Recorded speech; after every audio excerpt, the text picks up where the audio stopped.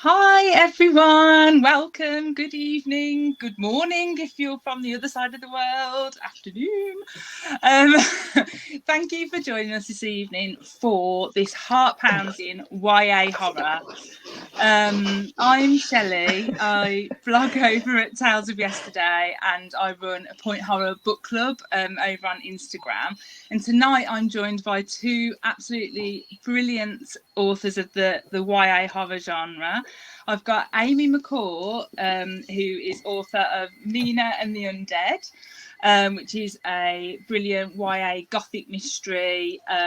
If you love vampires or Buffy or 90s pop culture, then this is definitely the book for you. And then I've got Goldy Moldavsky. I knew I was going to mess that up, Goldy. Goldy Moldavsky. Okay. Yes. Who is that's put me off now. Call me whatever you want. I'm here. Awesome, Goldy. That's what we'll say.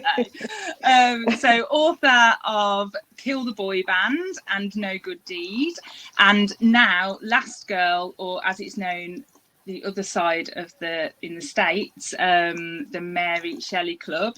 If you love slasher horror vibes or tropes, pranks, this book will fit the bill perfectly. Bit of housekeeping before we start. There's a chat box to the right hand side of the screen, so feel free to chat and have a little discussion while we're talking.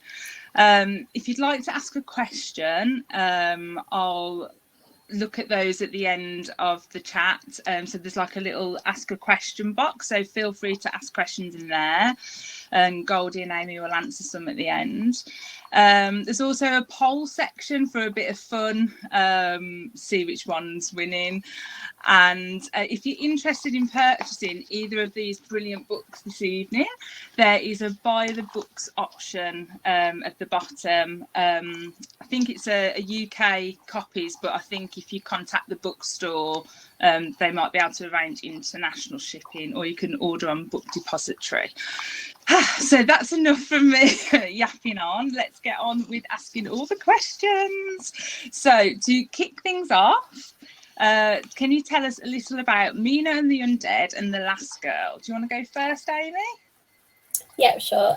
So as Chelle said, Mina and the Undead is a YA murder mystery. It's very gothic. It's set in 1995 New Orleans.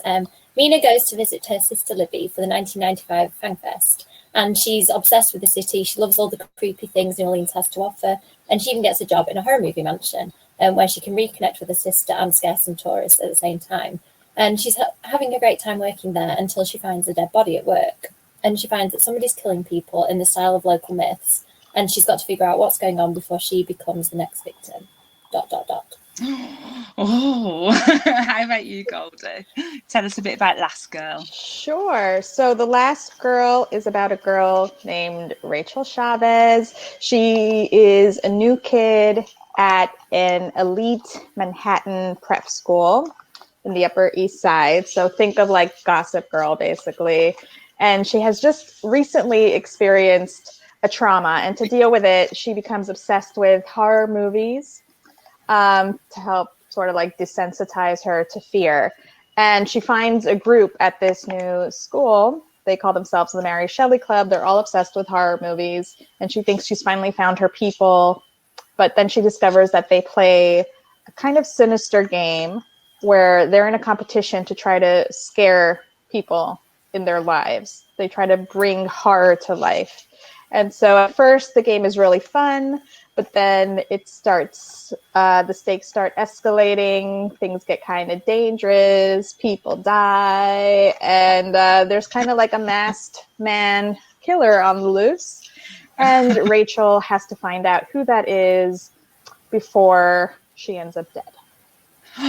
Dum, dum, dum. Dun, dun, dun. Right. Okay, so Anne Rice, famous author, had some truly chilling advice for writers who want to scare their readers. So she said, write about one thing that you can't get over, because that's where the true horror lies. So what obstacles do your characters in the books have to get over to survive? And do any of the obstacles stop them in any way at all? Well, the trauma that Rachel experiences a year before the start of the book is a home invasion. And that's really obviously triggering for her. But the interesting thing is that for the game that she plays with the Mary Shelley Club, everyone has to perform a fear test, which is where they do the scariest scenario. Everyone in the club helps with it. They all play a character. They all play along. And so for her fear test, she picks her school bully as her target, and she uses a home invasion to scare her own school bully. And it's kind of really twisted that she would take the thing that scared her the most in her life and kind of like pay it forward and do it to someone else. And in one way, she's like reclaiming it, you know, she's taking ownership of it so that she can say it doesn't really scare her anymore. But then she's really doing something totally twisted and doing it to someone else. And it's like, what does it mean? Why would she do that? And is that going to work? You know? No, definitely. How about you, Amy? Do any of your characters have any obstacles? Yeah, they do. So the main overarching obstacle is that there's this mysterious killer sort of attacking the people of New Orleans, and the murders get closer and closer to the characters until they realize that their lives are in danger. So to kind of defeat that overarching obstacle, Mina and Libby are sisters, and they've become estranged, and Libby left to go to college in New Orleans, and Mina didn't really know why. She'd gone to another continent and was like just trying to get away from her or something.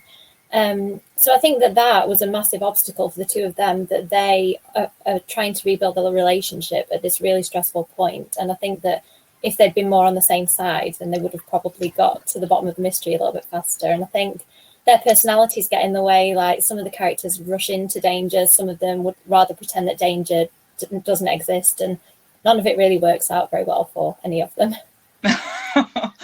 And did you find it easy to get into the narrator's heads? So I know R.L. Stein used to say, you know, it's a simple rule: get into the narrator's head. How easy was that to do in your books? It's interesting. Some of the books that I've written, I've probably had 5 different attempts to get the voice right. And I just, you know, I try first person, I try third person, and nothing quite sticks. And then with this one, I started writing in the first person straight away, and I just understood Mina's voice and her character. And I think part of that was because I thought a lot about her in advance. So I knew what she was interested in. I knew how she would react to situations and what her sort of strengths and flaws would be. So the only thing I had to change is it started off in the present tense, and I changed it to the past tense just because it seemed to fit better. But apart from that, I found the voice side of it and the character side really fun. It was more the plot that I had to figure out as I was going along. That's so interesting that you say that, because I find that when you're writing a plot-heavy book, rather than like a more quiet book that focuses on like a coming-of-age story or like a slice-of-life book, I think the plot informs the character in a lot of ways. Like when there's something propulsive happening on the page, when something is happening that your main character is forced to react to, I think that really tells you how she's going to react. Like, what kind of character is she going to be based on the situation at hand? And, you know, that really told me a lot about who she was, basically. Like, how does she deal with fear? Okay, she's obsessed with horror movies, you know, and like, what does being obsessed with horror movies mean? And how far will that get you? And that's how she finds her friends, and that's how she defines fear. And like how she basically watches these things as a comfort, which is different from how other people would approach the genre. Basically, like some people will watch it and really turn away or wince, or, you know, but for her, it's a comfort. It's a way to be social. It's a way to have a good time and feel more at ease rather than more anxious. So that really told me a lot about her, basically, the plot in the book, more than anything. Yeah. I think with Mina, it worked both ways. So sometimes I knew that she was interested in really scary locations and that she throws herself in situations without thinking. So some of that informed the plot, because I knew that she would walk into a place that other people might go, it's a bit dark. It looks like it's falling apart. There's a murderer on the loose. I maybe wouldn't go in there.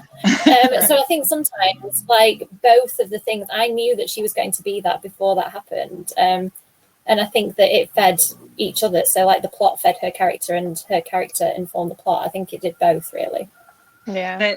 The characters definitely go into some places that I would never go. Ever. Woods, graveyards, no. At night. Yeah. See, I would go into woods and graveyards during the day, when there isn't a murder on the loose. But yeah, somebody asked me if I was like my main character, and I said yes and no, because I'd be a really boring main character. I wouldn't do any of the stuff that she does. When there's a murderer, I would go home, Well, our main characters are like meant to be brave, I think. And mine just gets dragged everywhere. I think she succumbs to peer pressure. She has a best friend who's just like, you're coming with me. We're going to have a great time. And she's like, no, this is an abandoned, condemned house.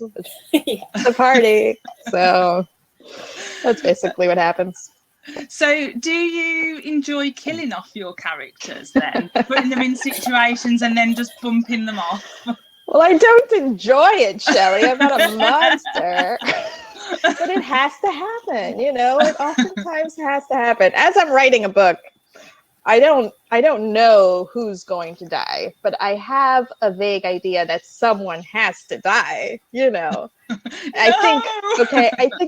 try to think of scenes that I want to put in the story, and I think, okay, when I started this, I was like, there should be a dance scene like Carrie, like a prom scene, although that never ended up happening, but I kept thinking like someone should die by accident. And that was like a vague sort of idea looming over my head until I honed in the story and got closer to the reality of it. And I realized, okay, someone does have to die. I have to pick somebody. And so I did. And that's how I choose who dies, just because they have to. And unfortunately, it happens. How about you, Amy? Do you? I totally love it. I'm really sorry. So you are a monster. I'm a monster. Like, finely veiled monster under the smile. I think it comes from things like loving Game of Thrones, where I really like the fact that you would watch something like that and not know which character is safe, and you think that, I'm not going to spoiler it, but you think that the person on the cover of the DVD can't possibly die a few episodes in, and they do. So that was something I had in the back of my mind when I was writing. I knew exactly what was, although I didn't know the finer points of plot, I knew what was going to happen to the characters, and I knew what each of their paths was going to be, and I really enjoyed trying to make readers feel something and then kind of yanking that out from under them. So yeah, if that makes me a monster, then I am. I love shows and movies that do that. If you can put a character on the poster and then kill them, that's such a ballsy move. I think of Scream all the time. Yeah, Scream. And I think they got Drew Barrymore as like the biggest head on that on that poster, just to trick us, and I love that. Yeah, I love that about was it. so good, so good. I don't know if I'm brave enough to kill off my biggest, the biggest name in my story. I don't know. Ooh, it'd be a bit hard, wouldn't it, to kill off your first person narrator? I know it has been done, but I didn't want to go into that territory particularly. I feel like my editor would have something to say about that. This isn't how writing happens. As a reader, I'm just like, kill, kill, kill. Oh my God. Like, more. So bad. I think that's what you wrote, Chelle. On one of my early drafts, Chelle read a few chapters, and she just wrote in the margin, "More blood, please," on one of the scenes. It's growing up reading too much point horror, that is. Yeah. So a lot of the characters in both books have got interesting names. So can you tell us a little bit more about the characters' names, and were they chosen for a reason and any significance at all? I think we both had a similar idea, didn't we, Goldy? We kind of leaned into the horror tropes as much as we could. So I went for vampire horror tropes with the naming. So Mina is from Dracula. And she herself is from Whitby, and that's how she was named that. That's what her mum went for. And I chose a character named Armand from Interview with the Vampire, who's not one of the main characters, but he is an interesting one. And Libby, although she is a bubbly kind of exuberant character, is named after Countess Elizabeth Bathory, who is a historical / mythical person who used to allegedly bathe in the blood of her victims to appear youthful. Wow. So, yeah. So that was the main ones I went for. You did some research. Yeah. I did. I actually, to be honest, I already knew those things. That's the problem. I have so much trouble. I have so much trouble picking out names. When I'm writing notes before I start my first draft, even, I usually just write MC for the main character. I write LI for the love interest, and then just like I have like placeholder names for like the comic relief guy is just like the clown, you know. And then when it comes down to picking names, sometimes it's just things that are around my desk. Like for Sandra, I had no idea what to name her, but I had a copy of a magazine called Poets and Writers, and George Saunders was on the cover. So I'm like, okay, Sandra, got it, next. And then there was a bottle of McCaw whiskey, I think it is. I'm not a big drinker, but I had the bottle on my windowsill because I really like collecting liquor bottles if they're really interesting. And it was McCaw. And that's Lux's last name, Lux McCaw, and it sounds like she's cray cray. So I'm like, let's go with it. And then for Bram, originally I wanted to model the core Mary Shelley Club after the group of people that the actual Mary Shelley went on her little summer vacation with, where she came up with the story Frankenstein. She had a group of like writer friends, and they had a competition themselves to come up with a scary story. And one of the people there was Lord Byron. And I thought, okay, Bram's character is the Lord Byron of this group. So I was just thinking of B names. And I thought Brian, that's simple. But then I thought that's kind of dated. I feel like I don't hear too many Brians, you know, not too many like teenagers named Brian anymore. And then I thought, okay, something more modern and hip.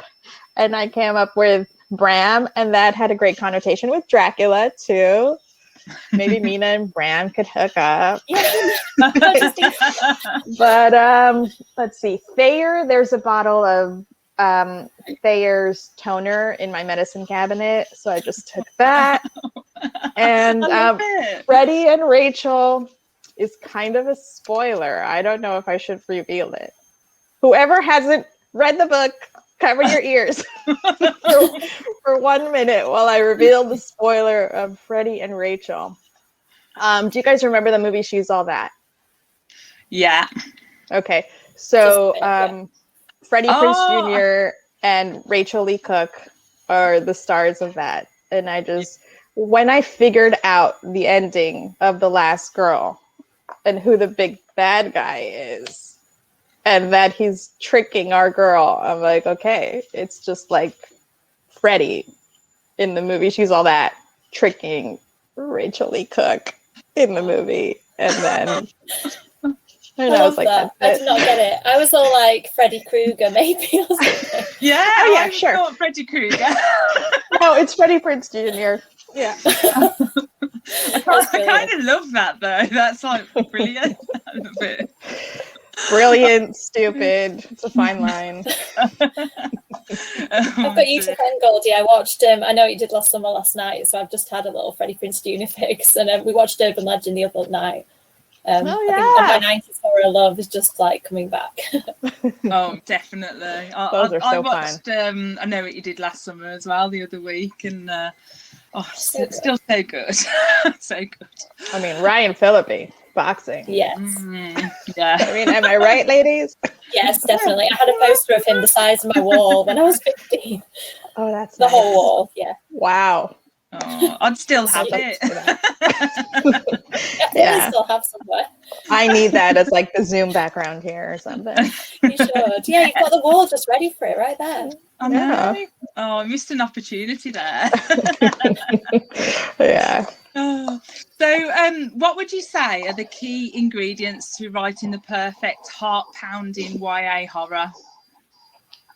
Anybody who's watched me do an event before will know that I've got a list of notes to the right here. So I always prepare, when we do talks, I prepare some sort of what I'm going to say. And this was the question that really stumped me. And I thought about it for a while. And I was like, I think it's because there are so many different examples of horror that I love, from the kind of silly, jokey, like say Zombieland, where you're laughing but there are zombies getting their heads chopped off, to the really dark psychological thrillers like something like C.J. Tudor would write that makes you question like yourself and your own identity by the end of the book.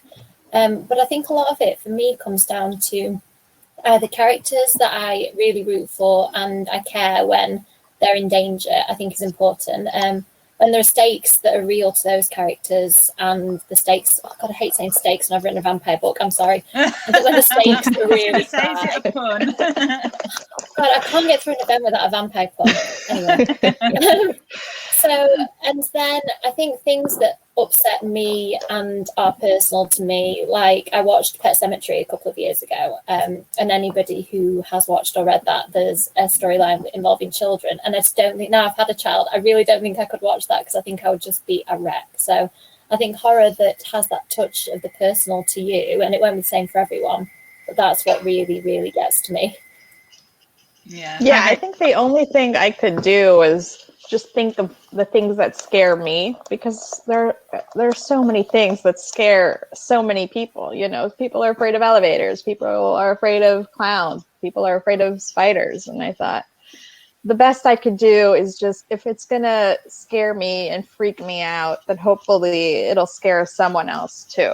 And also, I didn't set out to write something that was a horror novel. I think this book is more of horror adjacent. I think it examines fear more than it tries to scare you. I mean, there's some elements in the book that are just, general stuff that I think most people would be scared of, just like an intruder in your house. I think most people would be scared of that. So if you go with something like that, and try to make it as unsettling as possible, I think it's probably a fair bet that someone else will be scared too.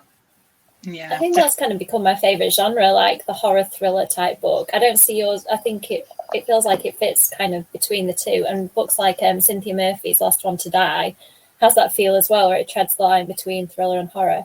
Mm-hmm. I feel like mine's more of a murder mystery with lots of horror references and touches of horror. But yeah, I don't feel like mine is kind of straight horror either. And some people have said it is a horror, and some people sort of call it totally different things. So I think it's kind of your interpretation, isn't it? Like you said, Goldie, if somebody's scared of elevators and, you've got that happening in your book, then it would be scary to them. But yeah, I find it really interesting. Well, some people just see vampires and consider that horror, even though vampires can, like we were talking before about, like vampires can be in comedies. They're not automatically bad undead people. No, I really like Being Human, where Aidan Turner plays a vampire, and it's like part contemporary, part comedy, and like a little bit of horror thrown in there, but it's not necessarily a guarantee. I think vampires don't always equal horror. Yeah, yours is a murder mystery that happens to have vampires in it, Yeah, exactly. I know as a reader, I'm just scared of everything. I'm so bad. I'm like, oh no, I don't know about this. But what do you think draws people into reading scary, dark stories? Like, why do you think readers like to be scared? I know I like to be scared, for sure.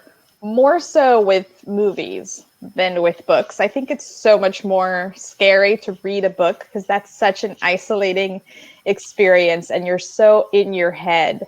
And whatever you can imagine is so much stronger than whatever you're visually seeing, I think.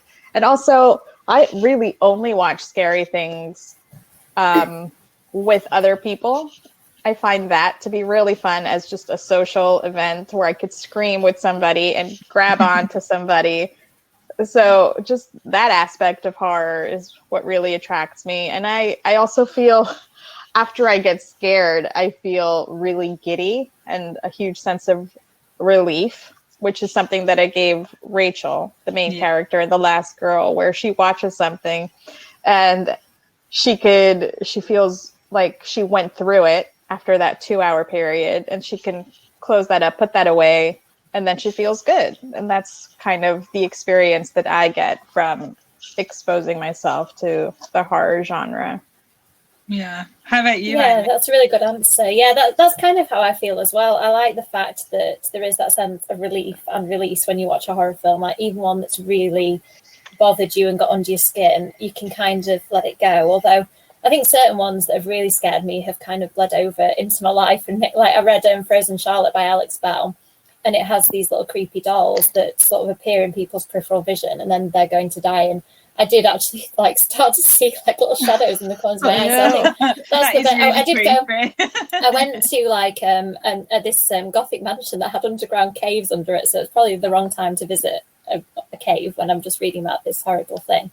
But I like that sort of adrenaline rush as you're watching it, the sense of relief afterwards. And I like the fact that with horror you can have so many different genres at play. So like I know you just last summer you've got kind of friendship and romance and kind of tragedy, and you know, like in your book Goldie, that people have gone through things together, and in some ways it's like split them apart, in some it's brought them together. And I think that's great about horror, that it can draw on so many genres as well. No, definitely. Have you ever read Long Lankin, I think it's called, by I think it's Lindsay Barraclough? That's no, it comes up on a lot of it comes up on a lot of horror lists actually. I should probably get hold of it. It's really good, and but there's like I'm sure I've got the right book. There's like a scene where there's just like a tapping like on the window, and like if you're reading that late at night, it's and you can swear you can hear it. It's really creepy. Yeah, really. Why do you read horror, Shelley? I want to know. Why do everything read scares horror? you? Yes. I think I grew up reading like point horrors, and I think I don't know, kind of. Everything scares me, but I actually think I like being scared. So I'm a bit weird, but I'm better reading books than if I watch a horror film. I'm literally behind the cushion, like constant, like, oh, what's going to happen? But so I don't really probably watch most of the film because I'm normally hiding. But I think it is that feeling of like being scared. I think it's just, and that sounds really weird to say, but no, I think we're all like that for some reason. Some people are just drawn to being scared. Maybe we feel more alive when we're scared. I don't know. It's definitely something. It's like what you say, like afterwards you kind of feel like a bit of an adrenaline afterwards, definitely. But yeah, I try not to watch horror films on my own, and and my husband doesn't appreciate it after I've watched a horror film because I'm normally like having a nightmare or something. So your books feature some spooky settings like graveyards and creepy houses, like we mentioned earlier. And I think there was an abandoned amusement park. Is it Coney Island in yours? Coney Island, yeah. I'm so my pronunciations are so bad. How do you think that setting can affect the way the story's told, and how do you know if you've got the atmosphere right? This is a hard question. Yeah, it is. I mean, with mine, as I said, I had this character that I knew about fairly early on, and then what actually inspired the book was a trip to New Orleans in 2012. So I think a lot of my plot, when I had this character, I pinned it on the setting. So I use the setting to, when they go to a new location, they learn something new or something happens to them. And I think a lot of the horror came from the places in my book, and I used that to build a lot of the tension. And I think I knew I'd got it right when I read a scene and I just felt that kind of, I think in horror and thrillers, when you as a reader feel that building tension and it just reaches that satisfying conclusion, you know you've hit all the right beats. And then I think across the whole book, you need to feel that build as well. And I sort of went for that kind of slasher big ending. And I think your book has that too, Goldie. I kind of wanted my book to feel like it was building toward this moment at the end. And that was when I knew, although I'm sure I could still carry on editing it forever, I think when I'd got that main arc right, that was when I knew I was nearly done. So setting in horror is really interesting. It's great that you're bringing it up because, I mean, essentially, it's a setting just like in any other type of genre. But the thing that makes it horror, I think, is just changing one little aspect of it. It's like everybody knows what an amusement park is, but when it's abandoned and at night, it automatically feels totally different. Like, you don't have to do much. You just step in there and you're like, this is not the way I normally relate to this space. And that for that alone, it's just freaking me out. Or like a big house in Brooklyn that in the daytime is probably extremely beautiful from the outside, but suddenly it's nighttime and you're responsible for a life inside of it and you're alone and you hear noises. That's what makes it kind of scary. Or like Central Park, where the big ending happens. Usually it's filled with thousands of people and it's jam-packed and it's expansive and it's the most beautiful part of New York City. But at like 2 a.m., it's completely empty except for a few people walking around, and your sirens go off. Like, what are they doing around there? Like, we are in New York City after all, this isn't totally safe. So my approach to that is just take a normal setting and just tweak it a little bit, and automatically, you're on edge, I think. No, definitely. I think I know Amy mentioned earlier Last One to Die by Cynthia Murphy, and she's got like a library in there, and that the scenes that she does in this library, see, this library is like a safe space, and then these things happen in this library, and it's like really, really scary. And I know Kat Ellis as well, she did Blackfin Sky, and she used like it's a bit of a twist on it, but she used like a circus. And I mean, I know those can be creepy anyway to some people, but yes, the way Kat Ellis is here. Shout out to Kat Ellis. But yeah, Kat did in Blackfin Sky. It was super creepy.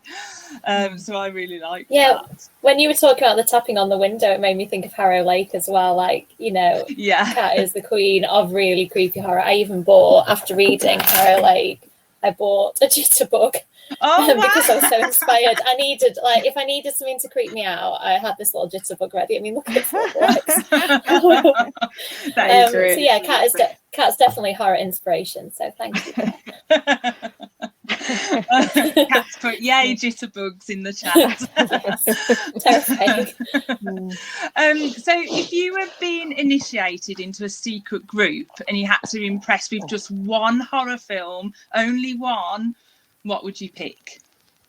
I have a feeling I'm going to say the same film. Goldie, you go first. Always Scream. Yeah, Scream is a crowd pleaser. Who doesn't love Scream? Who doesn't love Scream? Have you ever met a single person in your life? Everyone in the world has watched it. Everyone in the world loves that movie. Forget about it. That's it. Yeah. Everybody who matters loves Scream, definitely. Yeah, I just know from what you've said about your brand of horror, I knew you were going to say Scream, and I think that's the power of that film, isn't it? That it's just the dialogue is brilliant. The overall writing is so clever, and I think those films, just even the later ones that maybe aren't so great in my opinion, there's so many twists that you just don't see coming, and people who you trust who pull the rug out from under you. I think I learned a lot about kind of planting clues for readers and red herrings, although it's beautiful. Yes, it's so good at red herrings. I rewatched all the films in the series when I was in the middle of writing this one just to study it. And I looked up, how did Kevin Williamson think of all this stuff? Is there a manual that he read that I could also read? But alas, I don't know. I think he redefined the genre. I think he just improved on it. Yeah, I think my pick would be Scream as well. So like 3 in a row. The only film, it's not exactly the same, but the only film that's come kind of close for me is Happy Death Day. I haven't seen it yet. No, I haven't either. I need to. Like I'm not going to say it's like Scream because it's not, but I just really liked it because the humour was a little bit similar. Some of the humour. But check it out. I really liked it. I will. It's on my list for sure. Yeah, definitely. So if you could live through any time in horror history, what would it be? See, mine is the periods that I did live through. My favourite horror films are from the 90s. I love those slasher films that are very slick, that have the bit of humour, they have the really good-looking cast, which doesn't hurt. And they're just fun to watch. Like, you can eat some popcorn and have a good time. And I think when I was a teenager, I rewatched I Know You Did Last Summer, Scream, Urban Legends so many times just because I kept getting that thrill and that adrenaline rush from them. So although I lived through it, I would do the 90s all over again to watch all those films for the first time. I knew you were going to say that. Sorry if I just like stolen your answer. No. I would pick the age that we are currently living in because I want Google. I want a good phone signal. I don't want to be stuck in the olden days, with like a rusty knife or something when there's a killer on the loose. No, I want the good stuff, the high tech. You're thinking practical, like how you could survive. Right. Yeah. It's like in Scream, like we was just saying, like if you watch that and like they haven't really got mobile phones, have they, in the first one? It's like, what? It's like, how would they survive? Although writing in this current age makes it harder for, I think, the authors, because I have to think of a good way for why your phone signal doesn't work. And in The Last Girl, it's she drops it in the snow and it gets wet, and I had to be like, I hope that works. Not going to test it out, but I think it should be good. Yeah, don't test that probably. Somebody in the comments, Carolyn, is just saying that she loved The Hole, and that is also a really great film that treads the line of like horror, thriller, contemporary. It's really good and messes with your head a lot. Yeah. I never heard of that one. Yeah, I think you'd like it. Yeah, it's got Thora Birch and Keira Knightley, Desmond Harrington, I think he's called. Keira Knightley? Yes. Yeah. Yes. I love very young Keira Knightley. Very, very young. I used to watch all Keira Knightley movies. I guess I missed that one. Yeah, The Hole is really good. And someone's put Blair Witch and The Walls Have Eyes. Oh, I've not heard of The Walls Have Eyes. I need to check that one out. The Blair Witch Project, I think, has the best ending of just any movie. One of like the best endings of any. Thinking about it creeps me out. Yeah. Or like if I find myself standing with my face against the wall, I think of that movie and I'm like, I should move because someone is going to get freaked out just looking at me. I think the marketing of that film was ingenious as well. I went to watch it thinking it was real found footage, that made it even worse. And when I felt a bit cheated when I found out afterwards that it wasn't, and it was all fake. I think that's, if you can do that, like pull the wool over like thousands, if not millions of people's eyes and pretend that it's real, I think that's really clever. Yeah, no, definitely. For sure. So Amy, Mina and the Undead is jam-packed with 90s references, and Goldie, Last Girl, is full of horror tropes, which we love. Are there any references that you've put in your books that no one has picked up on? Like, so no one's messaged you about them saying, oh, I like this reference, and you're like secretly disappointed that they haven't picked up on it? No, weirdly, people have found references that aren't even there. Like one of my friends, I mean, maybe they are, and I've just stolen them from my subconscious and from other people's work. But like one of my friends was convinced the whole thing was an homage to Buffy, so she kept picking out Buffy references that I'd not even realised that I'd made. But yeah, I think most of them. I thought I'd got one song, so I did steal a song from one of my favourite Buffy episodes where Spike and Drusilla are dancing to Transylvanian Concubine at a party. And I have that playing in the bar, The Empire of the Dead. Did you notice that? I picked up on that. Well done. See, I have the soundtrack from the American Buffy, and I have the soundtrack from the UK, which is different than the American soundtrack. Like I ordered it on eBay from the UK. That's dedication. See, you're the second person, because my friend Georgia, I thought nobody had got that reference and I was feeling a bit smug, and then Georgia messaged me like, Rasputina, Transylvanian Concubine, the scene in Empire of the Dead, well done. And I was like, oh, you got it, the last one. But I think that's fun, isn't it, that somebody like has that moment, like if you love Charmed, like I have a Charmed reference in there, just a little sneaky one, and I think I've enjoyed people spotting that, and I enjoyed putting them in there just as much. For me, it's hard to say. I'm sure I have a million references in this book that I myself have forgotten that I put in there. But the way I write is basically plagiarism, because I'm just like thinking of dialogue and I'm like, this is hilarious. Like dialogue I've heard from like my favorite movies and seeing if I can twist it and have my characters talk like that too. But the big one, people have gotten it. So I'm more surprised that people don't get it. is that the school they go to is Manchester Prep. Do you guys know where I'm going with this?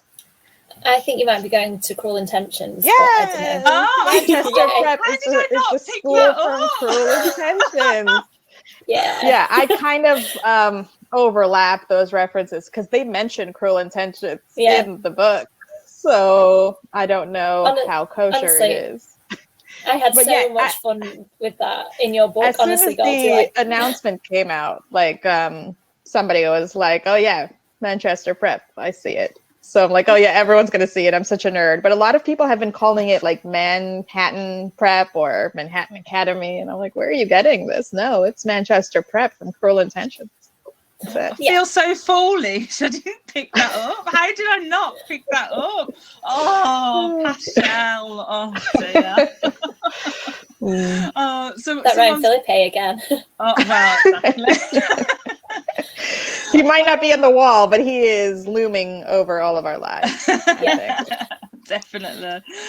Someone's popped in the comments that they love Easter eggs in books, and I noticed on Twitter, Goldie, that you'd put up that there's a little Easter egg in maybe for a future book. I know you can't say who the character is or anything, but yeah, did you put that in intentionally, or did you think about that after? Or no, I put that in intentionally. It's just a name. It's not like a fully formed character that you get to know. It's just a name that I threw in there so I could cover my tracks if we end up changing the person's name. I could say, I didn't mention anything. No. Yeah, but I do. That's fun like for me to write stories where all the characters exist in one universe. If I'm writing contemporary fiction, I mean, why not? It's not like I'm crossing into sci-fi and they would live on a different planet or something. They're all basically in the same neighborhood, which I love. I love imagining my characters hanging out. So that's what I try to do. Yeah, definitely. So I thought we'd do like. Sorry, Amy. I thought we'd do I'm like. Just admiring Goldie's like ingeniousness there for a minute. Sorry, carry on, Chelle. Well, that's the first time this has ever happened. I love it. Oh dear. So I thought we'd do like a really fun quick fire round of questions just to like go bang bang bang bang. So are we ready? So fave person to watch horror movies with? We're not very quick, are we? My husband can. I'll get in there. Yeah. How about you, Goldie? My husband doesn't like scary movies. It's the person I dedicated it to, my sister. I've been watching scary movies with her since we were really little kids, and we still do. We don't have as much time to do it anymore, but I save my horror movies to watch with her. Oh, that's so nice. So big screen cinema or cozy at home with blankets? I like both. I couldn't choose between them because I'm really bad at being quick. I'm sorry. I'm gonna have to explain myself. No, it's all right. But yeah, like some of my favorite scary films I've watched in the cinema and had a great time hearing other people's reactions and jumps and screams. I think can be really fun. But then I watched Scream for the first time at a sleepover, and we were terrified, like to the point where we couldn't be in a room on our own after we'd watched it. So I think horror can be great in both contexts. Even I couldn't pick. Yeah. At home, cozy. Yeah, sure. I'm at home as well, definitely. Yeah. Fave masked villain? Ghostface. Yes, yeah. Same. Yeah, same. Fave horror trope? The final girl. I have a book that you might like. It's called The Last Girl. Oh, I did like it. It was a dumb joke. My favorite trope is a child with really long hair just walking down a hallway. They pop up a lot. I don't know why, but they do. Worst horror trope? Let's split up. It'll be fine. I don't have a worst one. I love tropes. Oh, you just love everything. I love tropes, even if they're not horror tropes. I mean, they're tropes for a reason. They work. Yeah. So I want to see every kind of iteration of a trope. I'm good with it. Favorite vampire? Spike. Oh, I knew got Amy would pick Spike. Yeah, Spike. it's funny you always. say Spike. My fave is Drusilla. Ah, yes. She is a Ah. good vampire joy. She's perfect. I mean, she has so much. She's so layered. You know what I'm talking about? She's insane, but she's powerful, and she's innocent, but she's sexy. She's hilarious. I love her. Best. I think Buffy does that really well, introduces a character and then spends the series peeling back their layers. And Drusilla isn't even in it that much, but you learn so much about her as it unfolds. It's great. So yeah, she deserved a spin-off. Yeah. Definitely. That could still happen. We can hold she out was hope. robbed. She was robbed. And last one then. So this is a bit of an in-joke in Last Girl, but I had to include it. So favourite Joshua Jackson. It had to be done. I had to do it. If you read Last Girl, you'll understand this. But yeah, fave Joshua Jackson. Can I do a top 3 Joshua Jacksons? Ooh, go on. Okay, so in 3rd place, there's Cruel Intentions, Joshua I feel like I Jackson. should do a drum roll. Yeah. I can't remember his character name. He might be called Blaine. Blaine Tuttle. Yeah. My favorite Goldie Joshua Jackson. Okay, yeah, so he's my 3rd favourite. He's hilarious. He's in it a tiny bit, but he causes so much trouble. He's awesome. Urban Legend Joshua Jackson is number 2. Again, I can't remember his name. You might be able to tell me, Goldie. Can you remember what he's called? Yeah, I forgot. Okay, and I just think he's really funny in that film. He does like the kind of fake scares and pulling pranks on people that I always really enjoy. And number 1, Pacey, because he was my first Joshua Jackson. Yeah. You picked blonde Joshua Jackson for like all of them. Yeah, I he did. was blonde for 2 episodes of Dawson's Creek. Yeah. How about you, Goldie? It's Blaine Tuttle from Cruel Intentions. Yeah, no, definitely. Yeah. But like Drusilla, he wasn't in it much, but his lines still stick out in my mind. Yeah. I still just catch myself saying Gregory, and just for no reason at all. I don't know a single Gregory. Right, I'll ask one more question and then I'll go over to the questions from the people joining in. So if you've got any questions, anyone, then there's like an ask a question button that we can you can ask questions in there and I'll have a look. So I'm trying to pick which question I'm going for because I did add like a little extra one in. I'm going to go with any plans for any sequels. Amy? This is where all writers go. We have to word this really carefully. Do we get more? Do we get more Mina and the Undead? I really want there to be. I'm hoping. I'd like to write 2 more sequels and a novella. I'm putting it out into the universe. Wow! in the Mina and the Undead. Yeah, I'd love to. I've got the arc. I've got the titles. I know what the novella would be.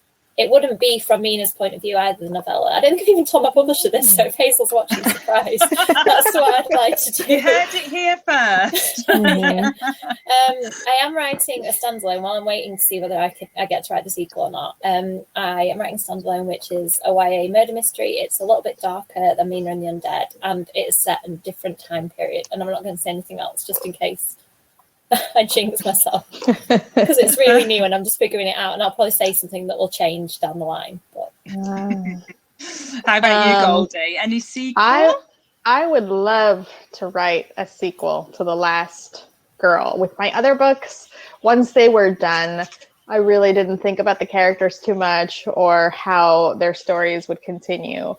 But for this one, I have a notebook that I just jot down ideas into. I don't know if I'll ever get to write a sequel. I'll put it into the universe like Amy did and say that I want to write one. Yay, but please do. I definitely know where the characters are and what happened to them and what they would do next. Oh, I'll definitely. But that depends on sales, I guess. If you guys get it, then maybe, hopefully. Well, I definitely need a sequel to The Last Girl and Mina and the Undead. I definitely need more Jared, Amy, definitely. The Jared will be playing a big part in the next one if I get to write it. Oh, come on. So I'll go over to some questions from people. So Kevin has asked, if your books are made into a movie, are there any of the characters where you can see a particular actor or actress playing them? That's a good question. I'm just laughing because it's all of them. I think when I write characters, I tend to think of people from films, but quite a lot of them are people like Lucas is 90s Leonardo DiCaprio, so now Leonardo DiCaprio, it'd be really weird if he played that part. And Jared is 90s Jason Momoa. Sort of, if you're a real Jason Momoa fan, you'll know that he was in Baywatch. Hawaii. Yes, Goldie, we're so much on the same page. So Baywatch age, Jason Momoa. Thandi, I'm going to really stitch myself up here, is Thandi Newton. That was really thinly veiled, wasn't it? I figured that one out. I worked really hard at that naming. Any others? I think there are a few more, but I won't go into it. Goldie, how about yours? Winona Ryder for Mina. Yes. Actually, yes. Young Winona Ryder. That would be really good. Yeah. I actually have a hard time picturing faces whenever I'm writing or really reading. It's all like just vague descriptors of people. But the only one that I really had an actor down for was Freddie. I pictured Jolo Maridueña from the show Cobra Kai. Do you guys get that over there? Yeah. So that's why I pictured for Freddie. Oh, I can see that. No, I can see that, definitely. I also pictured a 90s actor. So you're not alone, Amy. I pictured 90s Josh Hartnett for Bram. I love 90s Josh Hartnett. Are you a fan of The Faculty, Goldie, by any chance? What was that? The Faculty is one of those films that I watched over and over and over again. Yeah. He had a fun haircut for that movie, but it worked. It did, like a blunt fringe right up here. Yeah. And it would like flip over. Yeah. So Naomi has asked, what's the scariest thing that's ever happened to you in real life? Have you ever written from experience? Not in this book, but once we stayed in a hotel when I'm still into the American West, and we stayed in this old West town called Sonora in California. And I found that there was a hotel that used to be a hospital in the American Civil War. And of course, I decided that I wanted to stay in it. And it was meant to be haunted.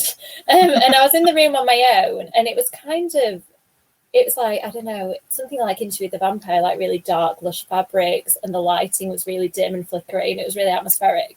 And there's a really loud knock on the door, like a kind of... But really, really, really loud and pronounced. And that's how my husband knocks on the door. So I kind of went and flung the door open, and I could see him in the car park below, and there's nobody there. No. And I know that's only a tiny thing, but it freaked me out so badly because I was already in that place. And that is the only time that I've not been able to explain, because I literally opened the door the second I heard that knock, and there was nobody there. Oh, no. So, yeah, that still makes me feel a bit uncomfortable to talk about. I can't think of anything.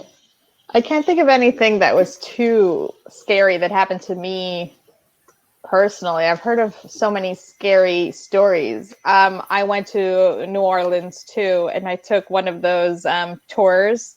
They have so many great tours where they take you around the city and they tell you like scary stories. And they took us to, did you see that hospital? I forgot what it's called. Yes. An abandoned hospital where the lights are still on. Yeah. Just the lights are still on every night and nobody can explain how. And I love that story. But in general, for The Last Girl, as I was writing it, when I was trying to get into that headspace of scary things, I noticed that, let's say I was walking in the subway and a train would suddenly pass by and it would like frighten me. I would think, oh, like anything could be really scary if your mind is set to that dial, you know? So that's something that I pulled from my real life to put in the book. Like just scary noises that you hear in your everyday life could be really, really spooky if you're already unsettled. No, definitely.